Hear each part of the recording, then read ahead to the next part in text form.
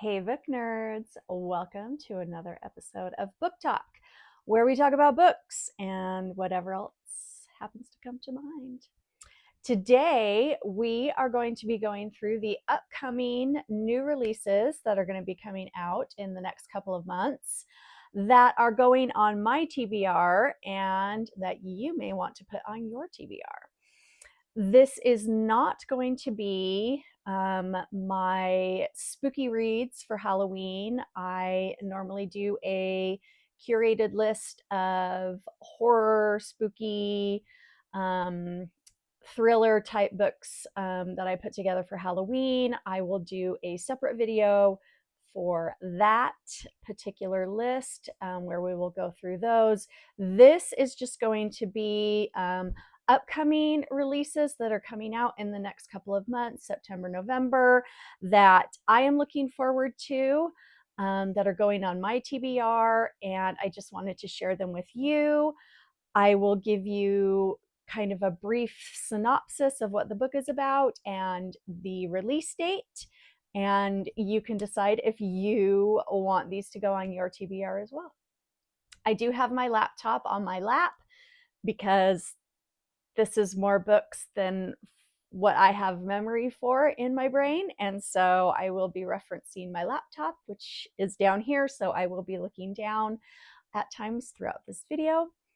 But with that being said, let's get started. All right, the first book we have is called Blood Moon by Brittany Lewis. This one I'm excited about and is going on my TBR because this one kind of is giving me a whole lot of Twilight vibes. But if Twilight, for those of you that were like Jacob shippers, like this is giving me the Twilight, but if Jacob were like, but like, you know, if Bella and Jacob were kind of the ones that got together and had that kind of romance happening, like this is kind of giving me those vibes. So let me kind of give you a synopsis so you kind of know what I mean. 18-year-old Mirabella Owens grew up in Timber Plain, Kansas, hearing all about the local legend that werewolves had many years ago traveled to their small Midwest town to protect humans from the growing threat of a vampire enclave.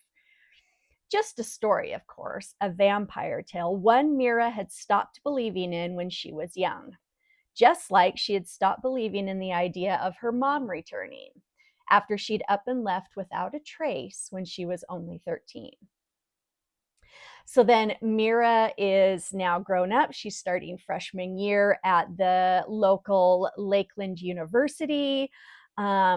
It says college feels normal, except the things she's been craving the most, except for one particular classmate, Julian Santos, a mysterious boy with long hair, golden eyes, and a coldness that seems directed exclusively at Mira for reasons she can't understand and he won't explain. Okay, are you guys picturing in your mind like the whole scene in Twilight where Bella is sitting like in the science class and Edward is sitting in the science class and he's glaring at her and she's like, what the hell is his problem? Right? Are you guys picturing this dynamic here? Okay, let me read on.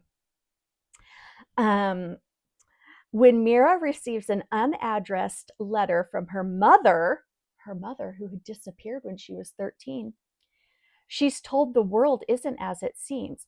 She suspects that her mom might be telling the truth when she stumbles across strange animal tracks on a hiking trail and is miraculously saved from a 20-foot drop by the one and only Julian Santos. Okay, now are we picturing the part where Edward saves Bella from the car? Okay, are you with me here? Okay, the problem with this miraculous save, Julian would have had to jump the length of the cliff to catch her, making him incredibly fast and strong beyond belief. When she confronts him about this, he denies everything. But when a blood moon rises, Mira soon finds herself caught in the middle of an ancient magical war with Julian on the other side of the line. She discovers there's much more truth to the old town legends than she could ever have anticipated, and her family's historic role in it will change the world forever. Okay, so this is totally giving me Twilight vibes, except werewolf, right? Blood moon. Okay, I'm guessing here. I don't know if this is quite correct, but I'm kind of guessing that her family is maybe some sort of like werewolf exterminator. Maybe they're the ones that have maybe they're the ones that have worked to back the werewolves so that they don't encroach upon the humans. I don't know, but kind of this whole war with, you know, Julian the werewolf on one side and her family on the other is kind of giving me those vibes. There's a vampire enclave in here somewhere as well, so I don't know how that plays in, but anyway, this is definitely giving me Twilight vibes, and so I'm here for it. So this is Blood Moon by Brittany Lewis, and it is expected out on September 9th, so just a few days away. So I'm very excited. This is going on my TBR. Okay, next up we have The Austen Affair by Madeline Bell. And this Austen time travel type book. It's kind of giving me a little bit of kind of a YA vibe, a little bit. Let me read you the synopsis. Tess Bright just scored her dream role starring in an adaptation of Jane Austen's Northanger Abbey. It's not just the role of a lifetime, but it's also her last chance to prove herself as a serious actress. No easy feat after being fired from her last TV gig. And more importantly, it's her opportunity to honor her mom, who was the biggest fan of Jane Austen ever. But one thing is standing in Tessa's way. One very tall, very annoyingly handsome person, Hugh Balfour. A serious British method actor, Hugh wants nothing to do with Tess, whose Teen Choice Awards somehow don't quite compare to his BAFTA nominations. Hugh is a type A, no nonsense, Royal Academy prodigy, whereas Tess is a big hearted, little reckless, and admittedly kind of a mess. But the film needs chemistry, and Tess's career depends on this. Sparks fly, but not in the way that Tess had hoped. When an electrical accident sends the two feuding co stars back in time to Jane Austen era.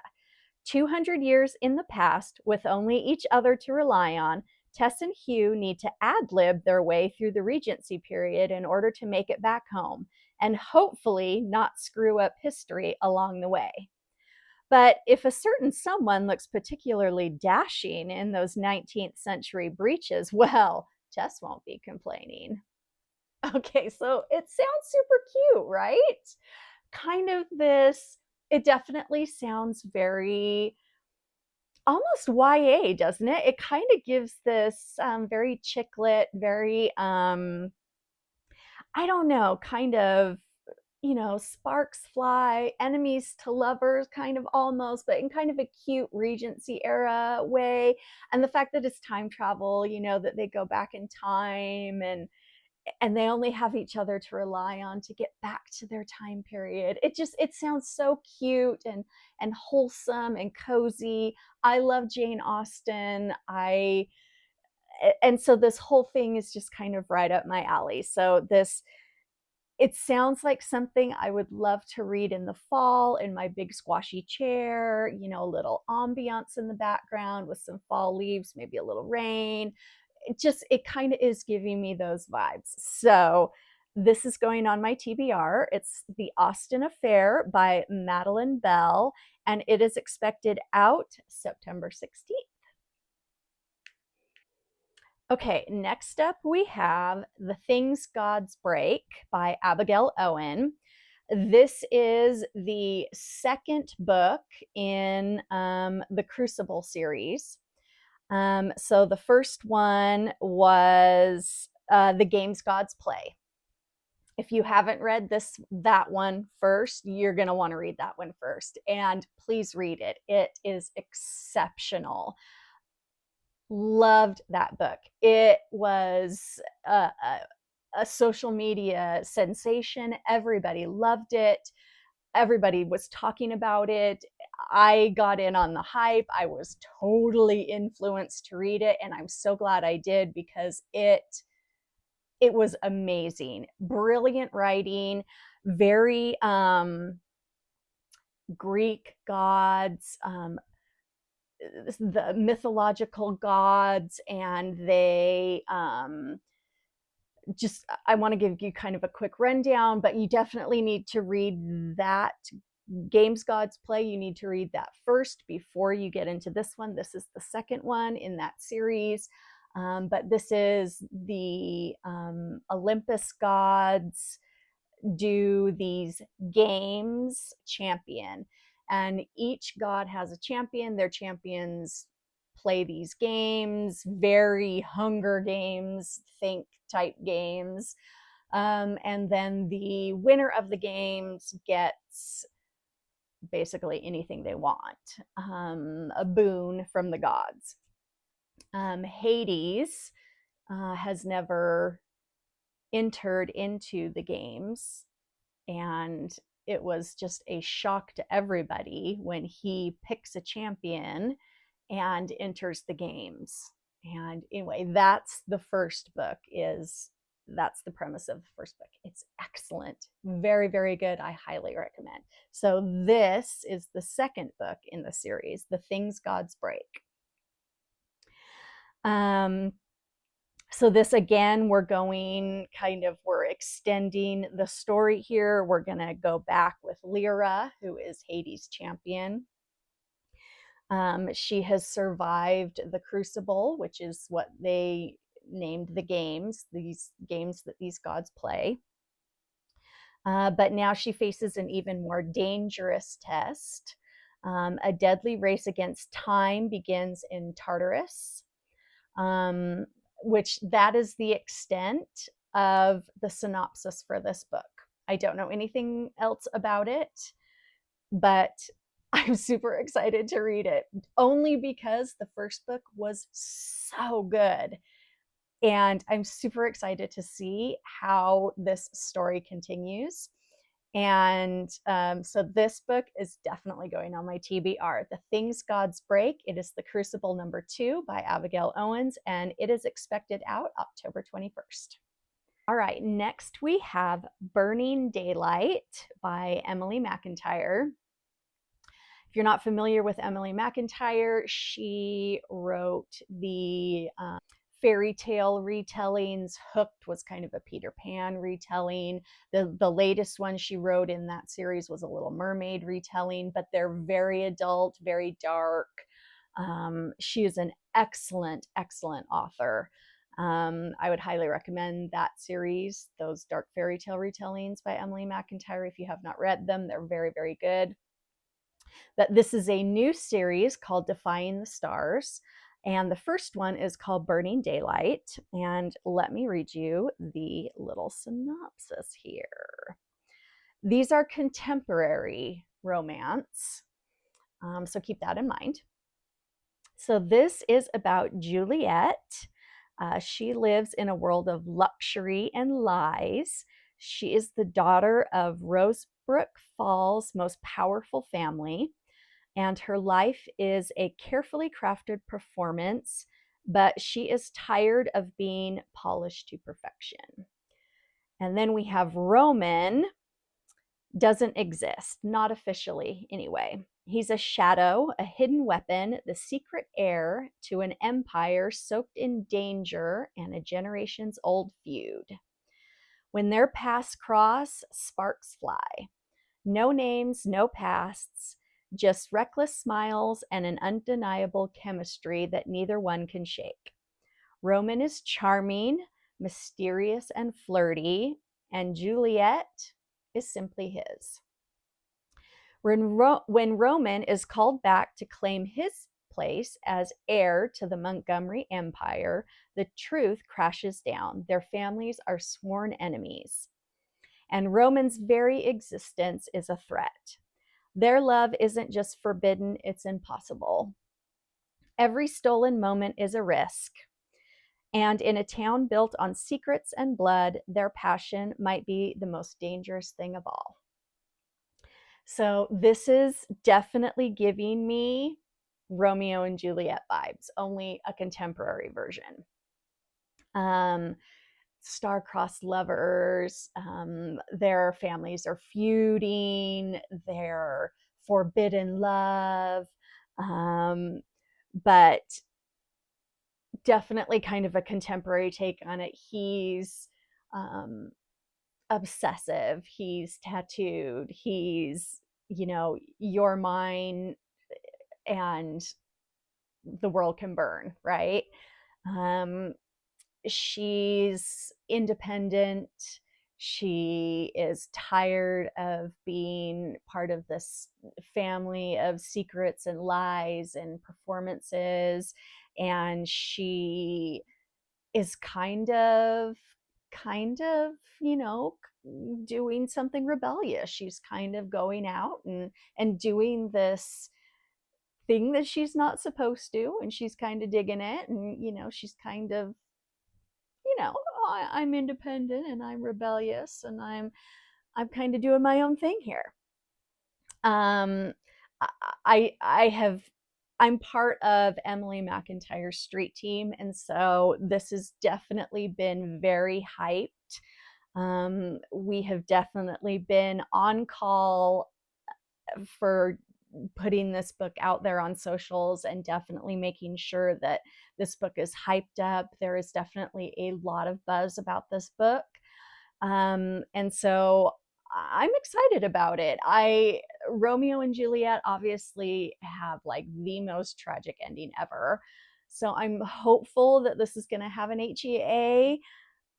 But I don't know. She has not revealed whether or not that is what is happening.